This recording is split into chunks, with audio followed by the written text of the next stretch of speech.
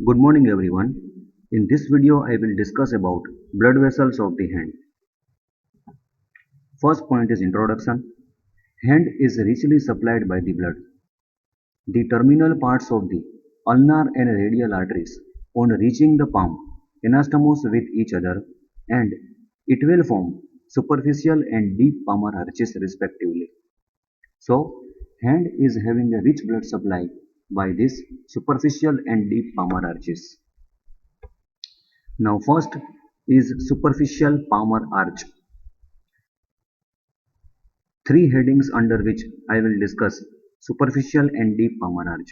First heading or first point will be location. Second point will be formation and third point will be the branches. Now first is location. Superficial palmar arch.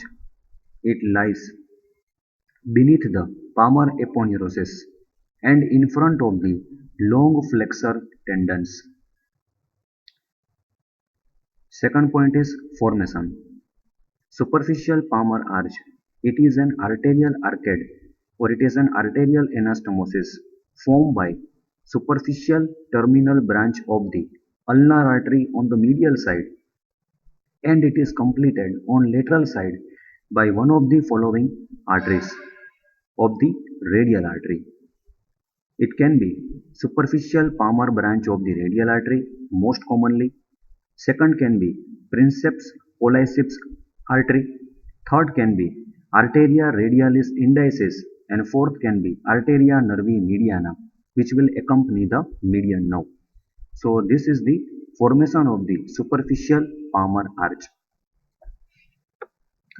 Now as you can see in this diagram, try to orient this diagram. This is the lateral side having a thumb. This is the medial side having a little finger. And this one is superficial palmar arch. Now on the medial side there will be ulnar artery. On the lateral side there will be the radial artery. Now you can see here ulnar artery. It enters into the palm by passing superficial to the flexor retinaculum. Just below the pisiform bone, it will divides into this is deep branch and this long vertical will be the superficial branch of the ulnar artery. So superficial palmar arch, it is mainly formed by superficial branch of the ulnar artery. This superficial branch of the ulnar artery, it is the continuation of the ulnar artery. Now on the lateral side, it can be completed by number 1 superficial palmar branch of the radial artery or it can be completed by this any of these two artery princeps polliceps artery and radialis indicis artery.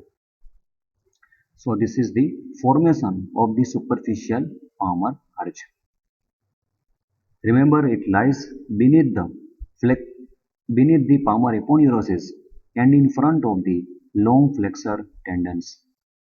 Now third point is the branches of the superficial palmar arch. This is superficial palmar arch and these are the branches. Number 1. Three common palmar digital arteries. This 1, 2 and 3. These are the three common palmar digital arteries. It will unite with the three palmar metacarpal arteries which are the branches of deep palmar arch and on reaching the web space between the fingers it will divides into two proper palmar digital artery and it will supply the adjacent side of the fingers. So these three are the three common palmar digital arteries. Second branch, this one, proper palmar digital artery. This is the proper palmar digital artery. It runs along the ulnar side of the little finger and supplies the ulnar side of the little finger. So this will be the proper palmar digital artery. It is only one. And third heading is cutaneous branches which will supply skin and superficial fascia of the hand. So these are the branches of the superficial palmar arch. Once again I will repeat this one. This one is the proper palmar digital artery for the ulnar side of the little finger. These three are the common palmar digital artery which will supply adjacent side of the little finger, ring finger, middle finger and medial side of the index finger. So these are the, and third is cutaneous branches. These are the branches of superficial palmar arch. Now you can see from this diagram, superficial palmar arch does not supply thumb and it will not supply radial side of the index finger. This is, it does not supply radial side of the index finger and both the side of the thumb. So that is all about superficial palmar arch. Now second is deep palmar arch. 3 points: location, formation and branches. It lies deep to the long flexor tendons and oblique head of the adductor pollicis. Remember, the superficial palmar arch, it lies in front of the long flexor tendons. Deep palmar arch, it lies deep to the long flexor tendons. Now formation. It is formed by anastomosis between direct continuation of the radial artery and small deep branch of the ulnar artery medially at the base of the fifth metacarpal bone. So that is about the formation of the deep palmar arch. Now as you can see in this diagram, this is the radial artery on the lateral side. It will enters into the palm by passing between the two heads of first dorsal introcei muscle, and then it will enter into the palm and it lies between introcei muscle and adductor pollicis muscle. At this level, it will give rise to two branches. Number one, princeps pollicis artery, which will supply the both the side of the thumb, and second branch is the radialis indicis artery, which will supply radial side of the index finger.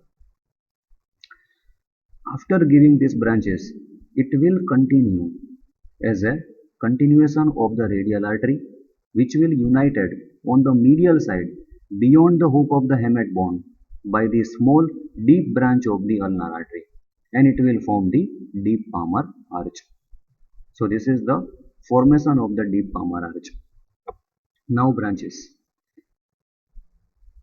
3 palmar metacarpal branches. These are the 3 palmar metacarpal arteries.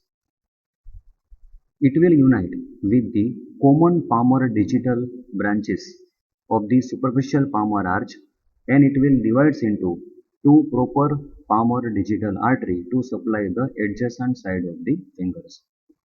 So remember, it will give rise to 3 palmar metacarpal artery. Second branch is 3 perforating arteries. It is not shown in this diagram. This deep palmar arch will give rise to 3 perforating arteries, which will passes dorsally, and it will unite with the dorsal metacarpal arteries, which are the branches of posterior carpal arch. Third branch is shown by this red color. This is the recurrent branch arising from the deep palmar arch. It will passes proximally and it will reach up to the anterior surface of the carpal bones, and it will takes part in formation of the anterior carpal arch. Remember, in this area, in the wrist area, there is a presence of two arch. Anteriorly, there is an anterior carpal arch or palmar carpal arch. Posteriorly, there is a presence of dorsal carpal arch. So, recurrent branch of the deep palmar arch, it will takes part in formation of the anterior carpal arch, which lies in front of the carpus. So, these are the branches of the deep palmar arch. 3 palmar metacarpal arteries, 3 perforating arteries, and 1 recurrent branch. Now, as you can see in this diagram, deep palmar arch, it lies proximal to the superficial palmar arch. It lies near the base of the metacarpal bones. Now, important relation of the deep palmar arch. Deep branch of the ulnar nerve. It lies in the concavity of the deep palmar arch. This point is very important. Deep branch of the ulnar nerve lies in the concavity of the deep palmar arch.